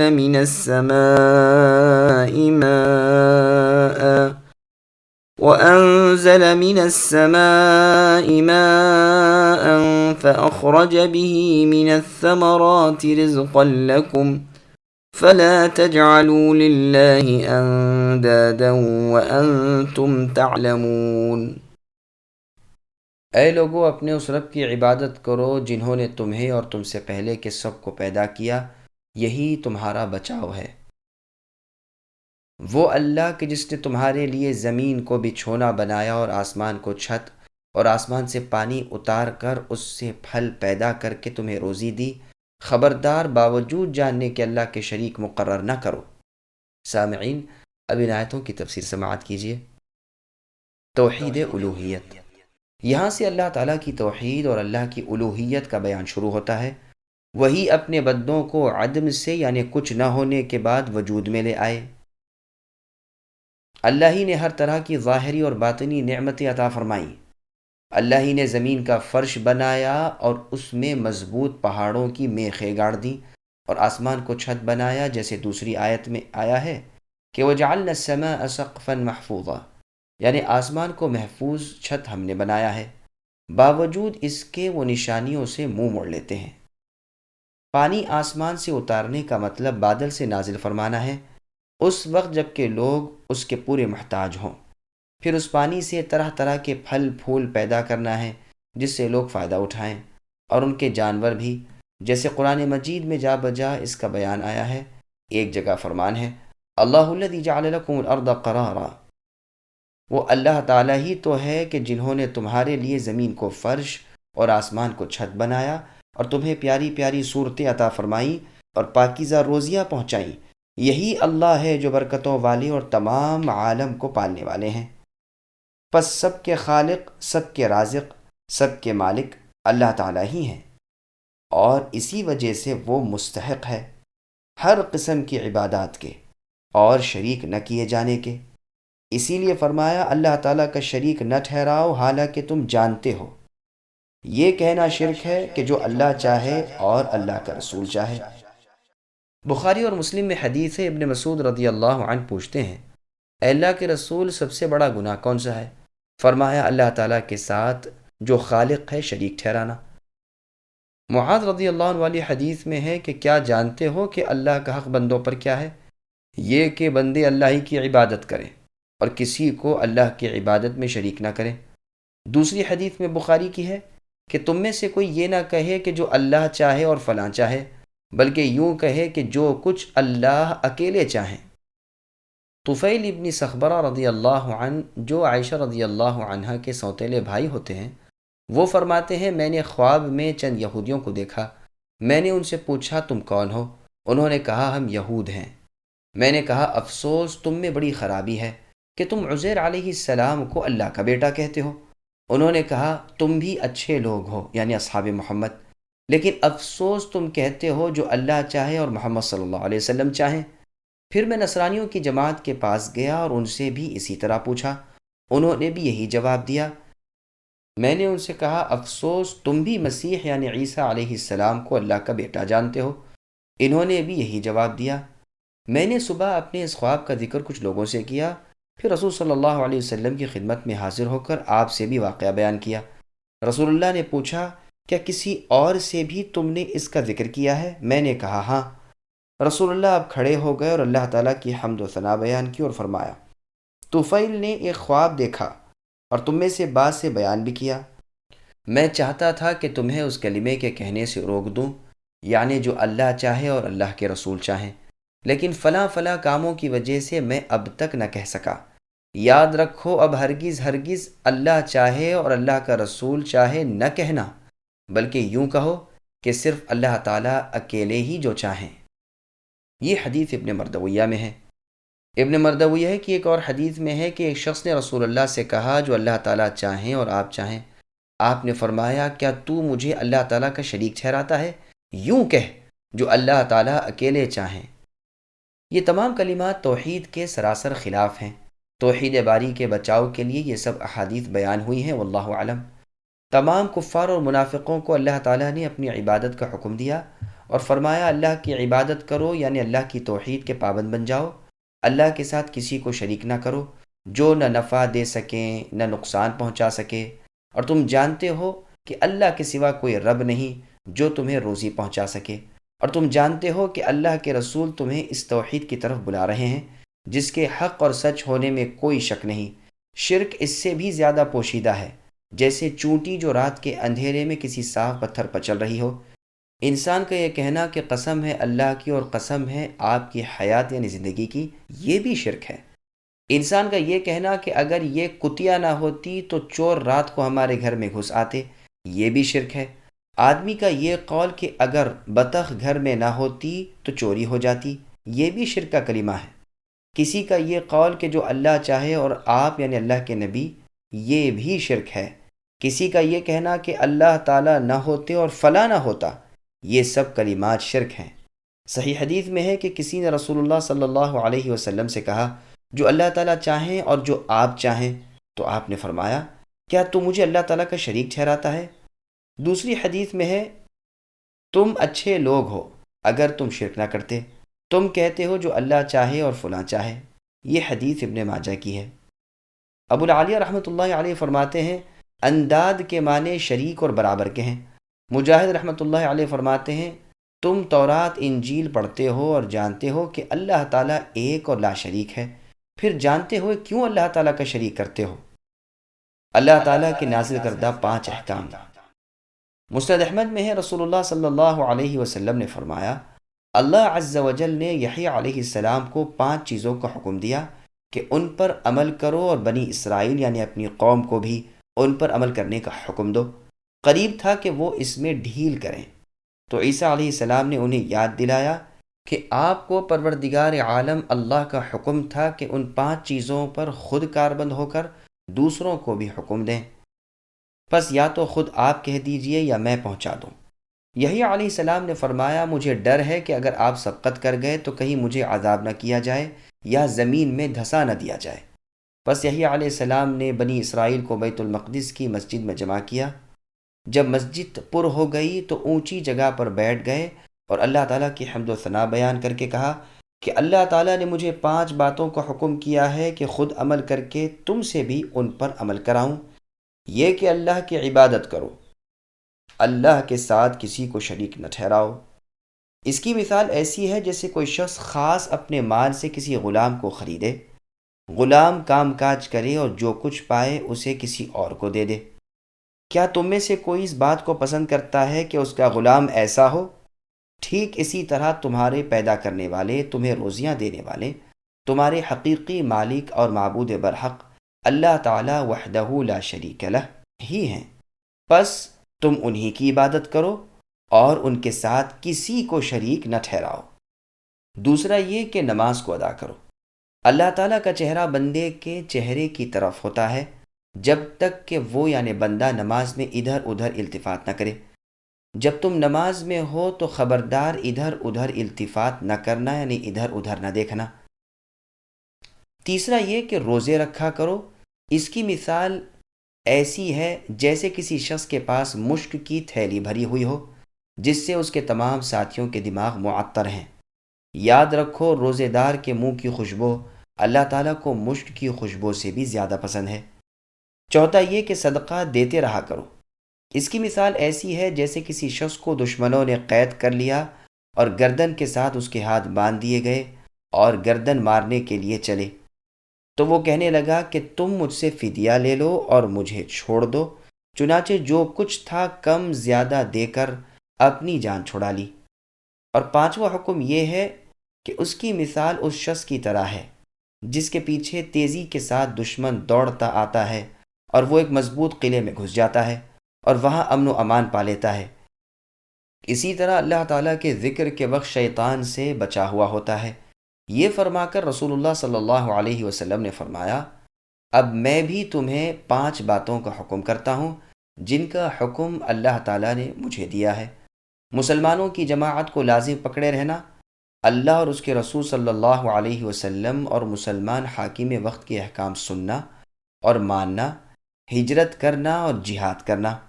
جو شخص جماعت سے ایک بالشت بھر نکل گیا اس نے اسلام کے پٹے کو اپنے گلے سے اتار پھینکا۔ ہاں یہ اور بات ہے کہ رجوع کر لے۔ جو شخص جاہلیت کی پکارے وہ جہنم کا کوڑا کرکٹ ہے۔ لوگوں نے کہا اللہ کے رسول اگرچہ وہ روزے دار اور نمازی ہو؟ فرمایا اگرچہ نماز پڑھتا ہو اور روزے رکھتا ہو اور اپنے آپ کو مسلمان سمجھتا ہو، مسلمانوں کو ان کے ان ناموں کے ساتھ پکارتے رہو جو خود اللہ تعالیٰ نے رکھے ہیں، یعنی مسلمین، مؤمنین اور عباد اللہ، یعنی فرما بردار، ایمان لانے والے اور اللہ کے بندے۔ یہ حدیث مسند احمد وغیرہ میں ہے۔ ضروری وضاحت: جماعت کے ساتھ رہنے سے مراد ہرگز بھی موجودہ دور میں کفار و مشرکین کے تحت رجسٹرڈ ہونے والی کاغذی جماعتوں کے ساتھ وابستگی مراد نہیں ہے، بلکہ عام صحیح العقیدہ سنت کے متبع مسلمانوں کی جماعت مراد ہے۔ واللہ اعلم۔ اس آیت میں بھی یہی بیان ہے کہ اللہ تعالیٰ ہی نے تمہیں پیدا کیا ہے، وہی اللہ تمہیں روزیہ دیتے ہیں، پس عبادت بھی انہی کی کرو، ان کے ساتھ کسی کو شریک نہ کرو۔ اس آیت سے ثابت ہوتا ہے کہ عبادت میں توحید باری تعالیٰ کا پورا خیال رکھنا چاہیے، کسی اور کی عبادت نہ کرنی چاہیے۔ ہر قسم کی عبادات کے لائق صرف وہی اللہ ہے۔ وجود باری تعالیٰ کے دلائل۔ رازی وغیرہ نے اللہ تعالیٰ کے وجود پر بھی اس آیت سے استدلال کیا ہے، اور فی الواقع یہ آیت بہت بڑی دلیل ہے اللہ تعالیٰ کے وجود پر، یعنی اللہ تعالیٰ موجود ہیں۔ زمین اور آسمان کی مختلف شکل و صورت، مختلف رنگ، مختلف مزاج اور مختلف نفع کی موجودات، ان میں سے ہر ایک کا نفع والا ہونا اور ان کے خالق کا وجود کا خاص حکمت کا حاصل ہونا، اور اللہ کی عظیم الشان قدرت اور حکمت اور زبردست سطوت اور سلطنت کا ثبوت ہے۔ کسی بدوی سے پوچھا گیا کہ اللہ کے ہونے پر کیا دلیل ہے، تو اس نے کہا یا سبحان اللہ، اللہ کی ذات پاک ہے۔ ان البعر لیدل علی البعیر، بے شک مینگنی سے اونٹ معلوم ہو سکے۔ وَإِنَّ أَثَرَ الْأَقْدَامِ لَتَدُلُّ عَلَى الْمَسِيرِ، اور پاؤں کے نشان کو زمین پر دیکھ کر معلوم ہو جائے کہ کوئی آدمی گیا ہے۔ فَسَمَاءٌ ذَاتُ أَبْرَاجٍ، تو کیا برجوں والے آسمان، وَأَرْضٌ ذَاتُ فِجَاجٍ، اور راستوں والی زمین، وَبِحَارٌ ذَاتُ أَمْوَاجٍ، اور موجیں مارنے والے سمندر، أَلَا يَدُلُّ ذَلِكَ عَلَى وُجُودِ اللَّطِيفِ الْخَبِيرِ، کیا یہ سب اللہ تعالیٰ باریک بین اور خبردار کے وجود پر دلیل نہیں بن سکتے؟ بے شک بن سکتے ہیں اور دلیل ہیں۔ امام مالک رحمۃ اللہ علیہ سے ہارون رشید نے پوچھا کہ اللہ تعالیٰ کے وجود پر کیا دلیل ہے؟ آپ نے فرمایا زبانوں کا مختلف ہونا، آوازوں کا جدا گانا ہونا، نغموں کا الگ ہونا ثابت کرتا ہے کہ اللہ تعالیٰ ہیں۔ امام شافعی رحمۃ اللہ سے بھی یہی سوال ہوا تو آپ نے جواب دیا کہ توت کے پتے ایک ہی ہیں، ایک ہی ذائقے کے ہیں، کیڑے اور شہد کی مکھی اور گائے، بکریاں، ہرن وغیرہ سب اس کو کھاتے اور چڑھتے چگتے ہیں۔ اسی کو کھا کر کیڑے میں سے ریشم نکلتا ہے، مکھی شہد دیتی ہے، ہرن میں مشک پیدا ہوتا ہے اور گائے بکریاں مینگنیاں دیتی ہیں۔ کیا یہ اس امر کی صاف دلیل نہیں کہ ایک پتے میں یہ مختلف خواص پیدا کرنے والے کوئی ہیں، اور انہی کو ہم اللہ تعالیٰ مانتے ہیں؟ وہی موجد اور صانع ہیں، یعنی وجود میں لے آنے والے ہر چیز کے اور ہر چیز کے بنانے والے۔ امام احمد ابن حنبل رحمۃ اللہ علیہ سے بھی ایک مرتبہ وجود باری تعالیٰ پر دلیل طلب کی جاتی ہے تو آپ فرماتے ہیں سنو، یہاں ایک نہایت مضبوط قلعہ ہے جس میں کوئی دروازہ نہیں، نہ کوئی راستہ ہے، بلکہ سوراخ تک نہیں، باہر سے چاندی کی طرح چمک رہا ہے اور اندر سے سونے کی طرح دمک رہا ہے، اور اوپر نیچے دائیں بائیں چاروں طرف سے بالکل بند ہے، ہوا تک اس میں نہیں جا سکتی۔ اچانک اس کی ایک دیوار گرتی اور ایک جاندار آنکھوں کانوں والا، بولتا چالتا، خوبصورت شکل اور پیاری بولی والا چلتا پھرتا نکل آتا ہے۔ کہو اس بند اور محفوظ مکان میں اسے پیدا کرنے والے کوئی ہیں یا نہیں؟ اور وہ ہستی انسانی ہستیوں سے بالا تر اور ان کی قدرت غیر محدود ہے یا نہیں؟ مطلب آپ کا یہ تھا کہ انڈے کو دیکھو چاروں طرف سے بند ہے، پھر اس میں پروردگار عالم خالق کائنات ایکتا جاندار بچہ پیدا کر دیتے ہیں۔ یہی دلیل ہے اللہ کے وجود پر اور اللہ کی توحید پر۔ ابو نواس سے جب یہ مسئلہ پوچھا گیا تو کہا آسمان سے بارش کا برسنا اور اس سے درختوں کا پیدا ہونا اور ان ہری ہری شاخوں پر خوش ذائقہ میووں کا لگنا ہی اللہ کے وجود اور اللہ کی وحدانیت کی کافی دلیل ہے۔ ابن المعتز کا قول ہے افسوس اللہ تعالیٰ کی نافرمانی اور اللہ کی ذات کے جھٹلانے پر لوگ کیسی دلیری کر جاتے ہیں، حالانکہ ہر چیز اللہ کے پروردگار اور وحدہ لا شریک لہ معبود یکتا ہونے پر گواہ ہے۔ اور بزرگوں کا مقولہ ہے کہ آسمانوں کو دیکھو، ان کی بلندی، ان کی وسعت یعنی چوڑائی، ان کے چھوٹے بڑے چمکیلے اور روشن ستاروں پر نظر ڈالو، ان کے چمکنے دمکنے، ان کے چلنے پھرنے اور ٹھہر جانے، ظاہر ہونے اور چھپ جانے کا مطالعہ کرو۔ پھر سمندروں کو دیکھو جو موجیں مارتے ہوئے زمین کو گھیرے ہوئے ہیں۔